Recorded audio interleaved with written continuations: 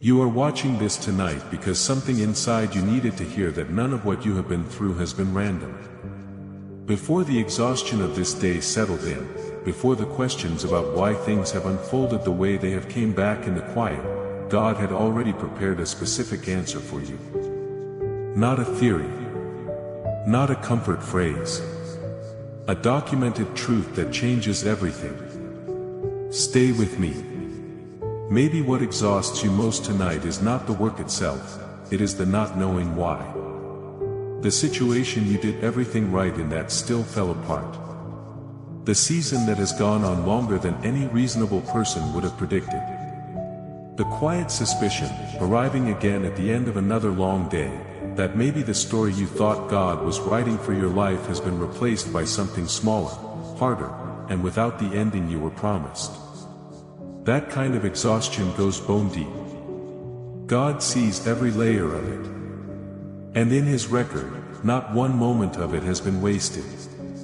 God is not asking you to manufacture peace about circumstances that genuinely do not make sense. He is not standing at a distance telling you to simply trust harder while the weight of unanswered questions accumulates. He understands what it is to watch someone he loves walk through suffering that looks, from every human angle, like abandonment. He has seen this before. He has been present in it before. And He has never once lost the thread of a story that appeared, from the outside, to be unraveled. You are not crazy for being tired of this. You are not weak for needing it to make sense. But God, and this is the part that human exhaustion cannot see on its own, but God has never operated on the timeline that suffering suggests. What looks like delay is not indifference. What feels like a dead end is not the final chapter. What the enemy has labeled your lowest point, God has already titled your turning point. History, both biblical and personal, is filled with stories that look like tragedy from the inside and look like masterpiece from the outside. You are living the inside of one of those stories right now. This truth, once received, cannot be unknown. And there is documented evidence for it that goes back thousands of years. And that is only the first of what God wants you to understand tonight. Stay with me, because what He says next will change how you see tomorrow morning. Consider the documented record of a young man named Joseph.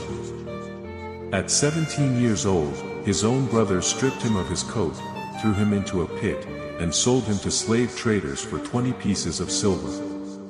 He arrived in Egypt owned by a man named Potiphar, a servant in a foreign country, stripped of family, identity, and future. He worked faithfully and was falsely accused. He was thrown into prison for a crime he did not commit.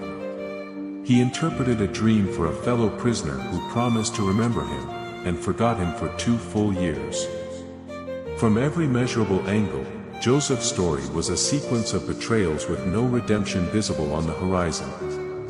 And then, in a single day, in a single morning when Pharaoh called for someone who could interpret dreams, 13 years of suffering became the doorway to the second most powerful position in the known world. Joseph stood before the very brothers who had sold him and said, "You intended to harm me, but God intended it for good." 13 years. One morning. Joseph didn't know what God was doing in the pit. And neither do you, yet. But God did then, and He does now. That story is a preview of yours. But there is a depth to what God is saying that we haven't reached yet. And I need you to feel what I'm about to say. Breathe. What God is about to say through this message is not for everyone, but it is for you. You came here tonight exhausted by a story that does not yet make sense. But what you are about to receive is the one truth that reframes every chapter you have already lived through. God has been writing your story in a genre you cannot read from the inside.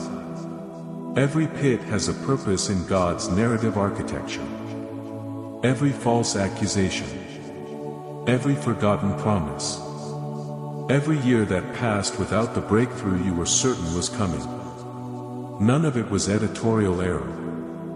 None of it was God looking away at the wrong moment. Every single piece of what you have endured has been raw material in the hands of a God who wastes nothing. Joseph's suffering was not the obstacle to his destiny. It was the curriculum for it. The pit taught him humility. The slavery taught him faithfulness under authority. The prison taught him how to steward influence before he had any. By the time he stood before Pharaoh, he had been prepared for exactly the assignment God had always intended, and no shortcut could have produced what the suffering did. In Genesis 50 verse 20, Joseph declares this with the full weight of lived experience: "You intended to harm me, but God intended it for good, to accomplish what is now being done." The word translated intended in Hebrew is chasha. It means to think, to plan, to weave together. It is the word used for a master craftsman at work. What your adversaries planned as destruction, God was simultaneously weaving into something entirely different, using the same threads, the same events, the same painful chapters, but toward an outcome that only he could see from the beginning. Chasha. God has been weaving your story, not despite what has happened to you, but through it. Every unanswered prayer was a thread. Every betrayal was a thread. Every night you lay down exhausted and got up anyway, that was a thread. And the tapestry God is completing is one that your suffering, and only your suffering, could have produced. You are not a victim of your story. You are the evidence of God's craftsmanship in it. The loop of confusion that has kept you exhausted, God is closing it tonight. The chapters that felt purposeless, they were the most purposeful of all. The ending you cannot see from where you are standing, God has already written it. You are not forgotten. You are not finished.